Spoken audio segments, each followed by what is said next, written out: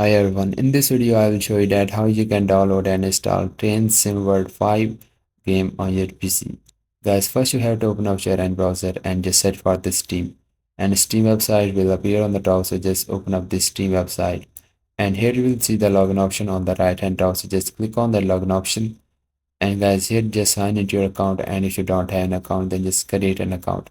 Guys, this is very simple and easy. After that, just click on the install Steam option once you created the account.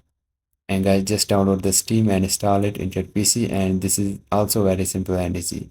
Then open up the Steam and log into your account, and then just click on the top search box and just type here the Train Sim World 5, and this game will appear on the top, so just open up this game. Now here just scroll down and you will see option of add to cart.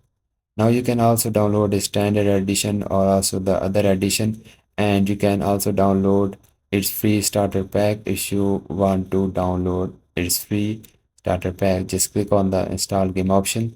Now it was added to your Steam library. But if you want to download the original game, click on the add to cart, click on the continue to payment, and then here just pay with your PayPal or any other card you have. Then go to the Steam library. Now the game was added to your Steam library, and then just click on the game, which is the Train Sim World 5. Then just click on the install.